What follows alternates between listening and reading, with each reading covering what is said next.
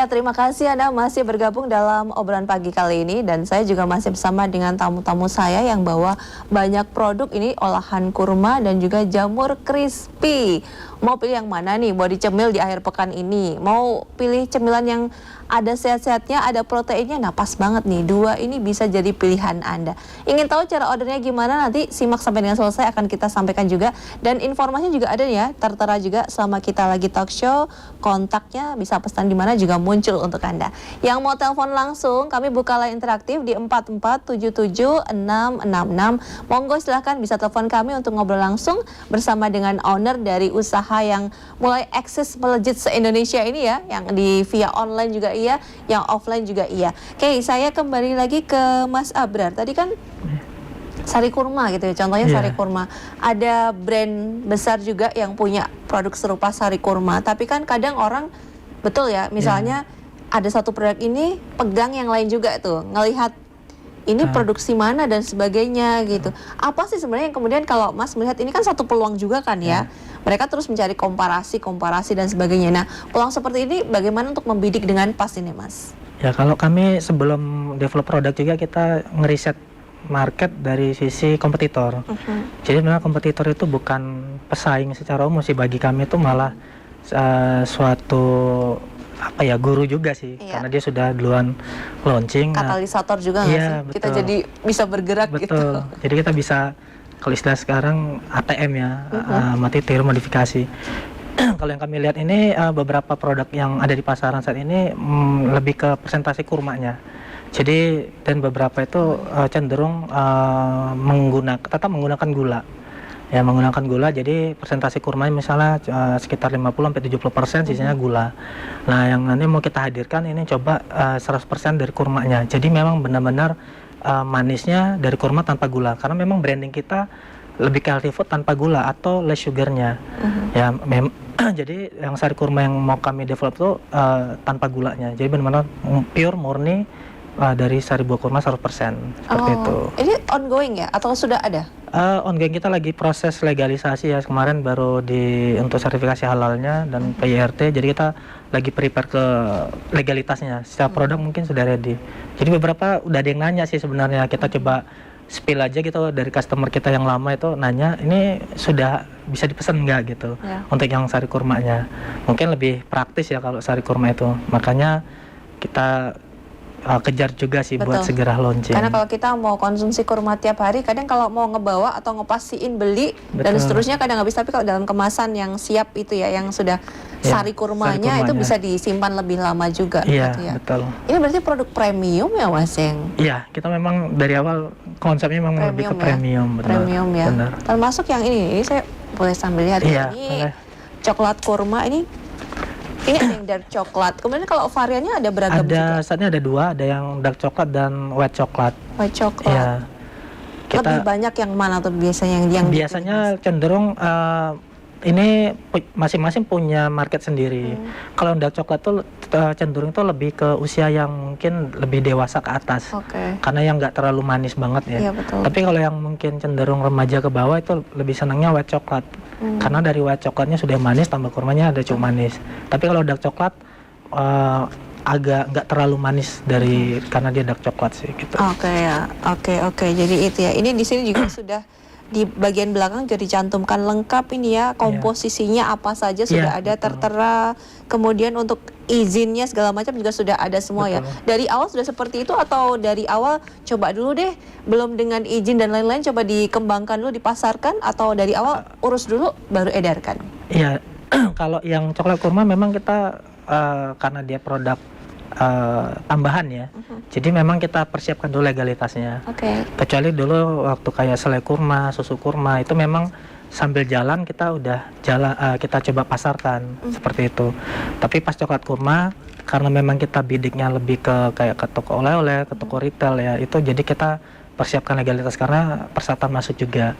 Kalau saat ini memang yang masih eksis kita ada di Hamzah Batik ya, sama di Amanda Brownies. Kalau di Amanda Brownies kita kemarin baru expand untuk DIY dan Jateng, seperti itu. Ini berarti perlu nambah tim nggak sih, Mas, untuk untuk maintain semuanya? Betul. Kan ini kan kalau dilihat kan kira-kira akan dieskalasi yang cukup besar ya kalau dari betul. cerita yang Mas tadi Ya. itu. Memang kita di 2026 ini kita lagi fokus untuk prepare di tempat produksi yang lebih luas. Ya, ya. Kemudian juga di alat produksinya, yaitu juga kita sedang upgrade sama memang penambahan dari SDM-nya juga nanti. Di 2026 ini kita fokus ke situ. Wah, itu bisa dibilang itu revitalisasi total ya, Ya. termasuknya ya, karena Ya. kan tempatnya, Betul. peralatan juga, kemudian juga tim juga, Betul. itu. Nanti kita perlu tanya juga terkait dengan permodalan ya pemirsa ya. Ini mungkin yang sedang mengembangkan usaha pingin tanya juga, ini modalnya gimana kemudian. Tapi nanti sabar, saya masih mau tanya dulu ini yang kemudian jamur crispy, ini crispy mushroom. Oke, break the classroom, asik. Ini adil, nemu aja lah ya kata-katanya itu, bikin kalimat-kalimat yang kira-kira bisa mengundang gitu. Kum itu apa sih Mas? Kum itu sebenarnya secara historis, dulu awal mula usaha kan saya bingung nih mau kasih brand apa. Nah, kum ini dari nama anak pertama. Oh, Anak kami, Kumaira, terus sering dipanggil kum. Akhirnya muncullah brand kum. Nah, sampai saat ini pun di sekolahan, di TKT juga dipanggil kum sama teman-temannya. Nah, seperti itu. Jadi memang ini dari nama anak, dan anak kami pun sampai saat ini namanya juga kum. itu ya, bawa rezeki gitu ya. Makanya doanya sepanjang kunyahan dari para pembeli gitu ya. Begitu kunyah ikut baca kum gitu. Jamur crispy mahrum. Ini juga sudah lengkap semuanya, termasuk juga kadang kan kalau kita beli barang dan sebagainya suka khawatir ya, terutama makanan. Ini batas daluarsanya kapan? Ini sudah tercantum dengan jelas semua di sini. Mas, kalau dari sisi kemasan ini untuk dikirim aman ya? Aman. Atau pengiriman gitu biar nggak hancur perlu proses wrapping atau gimana sih biasanya? Jadi kami di produk kami ini ada tambahan nitrogen. Nah, kenapa produk-produk ciki-ciki itu kan Embung gitu ya? ya bisa membesar, itu di dalamnya ada tambahan nitrogen. Itu yang pertama untuk menambah masa simpan, untuk memperlambat proses oksidasi. Terus yang kedua, salah satunya untuk melindungi produk yang dari dalamnya. Jadi ketika kita kirim sampai Jakarta, sampai Bali, aman seperti itu. Iya, makanya ini gembung. Tapi bedanya dengan produk-produk yang tadi ya, yang micin-micin yang lain, kalau ini gembung gitu tinggi, isinya segini. Isinya segini nih ya. Kalau yang lain kalau kita belikan dipegang, oh kok cuma segini isinya. Yang sini nitrogennya semua. Ini isinya cukup banyak gitu. Segini berapa gram ini Mas? Yang ini 60 gram. 60 gram. Ada varian beda untuk ukurannya? Ini Takarannya. permintaan dari Indomaret. Jadi awalnya kami 75 gram. Terus kami ke Jakarta, dari Indomaret itu minta yang 60 gram. Soalnya dari pandangan mereka 60 gram ini bisa sekali habis. Akhirnya kami develop juga kemasan yang baru, desain yang baru, yang dua ini kan untuk khusus Indomaret. Itu memang akhirnya untuk 60 gram untuk suplai ke Indomaret saja. Ih, keren ya. Gimana tuh dulu pertama kali bisa masuk ke sana? Ini pasti para pelaku UMKM juga ingin tahu caranya nawarin ke ini ya, ke waralaba dan juga market-market yang besar tuh gimana sih? Permisi, saya mau nawarkan ini, atau gimana sih, pakai project planning gitu yang ditawarkan atau gimana Mas? Yang penting kita berani ini sih, berani canvassing. Canvassing itu kita ke sana, datangin buyernya, purchasingnya, kita bawa company profile, bawa legalitas. Jadi kalau kita mau kerjasama dengan retail modern atau toko-toko swalayan, itu yang diperhatikan pertama adalah legalitas.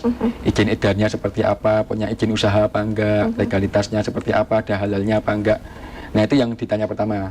Itu harus kita bawa, terus sama company profile, sama surat penawaran. Nanti biasanya kita bawakan sampel, terus mereka nyobain, kalau oke, baru diskusi lebih lanjut seperti harga dan lain-lain. Mas waktu itu bawain sampel sama nasi anget sama sambal juga. Jadi pas nyoba gitu sambal-sambalnya cocok gitu. Sama teh hangat langsung oke gitu ya. Ada triknya. Ketemu sama orang ngobrolnya seperti apa, perlu treatment yang berbeda juga kan ya pasti ya Mas ya. Iya benar, sama ini sih lebih ke jam terbang sih Jam sebenarnya. terbang ya, betul jadi ya, Bapak supervisor lah ya. Ketemunya udah macam-macam orang, backgroundnya, cara mereka berbicara, dari ketemu dengan tipe seperti ini, penampilan seperti ini kan sudah bisa ya Mas kira-kira nanti, oh ini nanti nawarnya nih gini nih gitu. Iya, dulu ketika kerja udah diajarin sih. Ketika ketemu orang seperti ini harus seperti ini, itu udah diajarin semua. Dan kepake banget Kepake saat usaha ini. saat usaha ini. Fokus sekarang berarti di usaha ini ya, nggak tertarik untuk kemudian kembali full time di satu instansi atau corporate yang lain? udah full time di Kumkum. Jadi emang kami Kumkum fokus di usaha ini full di sini. Kami sekeluarga full di sini semuanya. Oke, ini mungkin juga yang ditunggu-tunggu oleh pemirsa kalau terkait dengan permodalan. Nah, kita tanya dulu permodalan Kumkum ini awal seperti apa, Mas? Kemudian kalau saat ini juga perputaran bagaimana?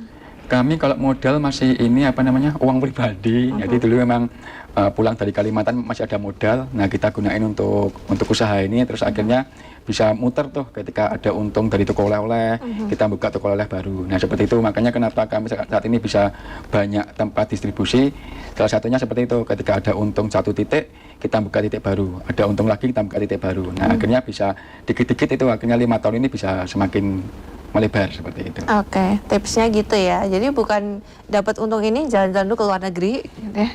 Atau biar bisa ini dong posting di sosial media dong lagi di mana gitu. Tapi fokus untuk buka nih. Ini yang satu ini udah oke, kita yang satunya lagi. Ini udah oke, satu lagi. Jadi kayak beternak gitu ya. Ya benar, kayak beternak seperti itu.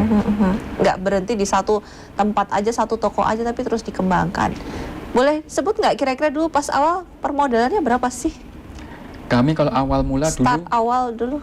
Modal awal cuma ini Mbak Isi cuma beli minyak goreng. Beli minyak goreng. Minyak goreng terus tepung 4 kilo, jamur tiramnya punya sendiri. Oh iya. Ya, jadi oke, memang oke. memang awal mula memang terbatas sih. Nah, memang kecil-kecilan seperti itu, baru kita ekspansi setahun 2 tahun baru nampak mulai banyak seperti itu.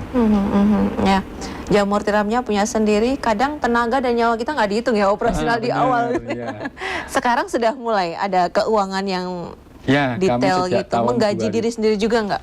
Benar, sejak tahun 2021, akhir 2021 kita udah mulai rapi di catatan keuangan, udah mulai rapi di penggajian diri sendiri. Nah, dari sana akhirnya manajemen itu bisa lebih tertata dengan rapi. Oke, kalau sebelahnya ini, Mas gimana? Permodalan awal waktu itu seperti apa? Ya, mungkin mirip-mirip sih sama Mas Hanum ya. Kalau kami dulu awalnya sebelum develop produk ini, kita ngambil momentum memang pada saat itu kan COVID itu kalau nggak salah menjelang Ramadan. Jadi kita saat itu ngambil peluang kita jual buah kurmanya secara utuh. Oke. Nah, kan dulu orang takut ya keluar, jadi kita metodenya kita antar ke ya. rumah.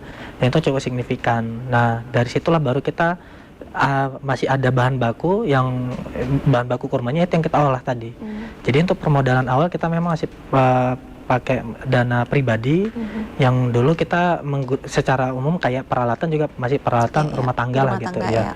Jadi masih kita minim banget lah untuk modalnya, mungkin cuma sekitar 1-2 juta aja saat itu. Di awal segitu ya? Di awal ya, untuk bahan bakunya. Dari permodalan awal 1 sampai dengan 2 juta, kira-kira waktu itu dapatnya berapa? Tapi dijawabnya nanti, pemirsa juga jangan kemana-mana, kami akan kembali untuk Anda usai jeda berikut, masih di Obrolan Pagi.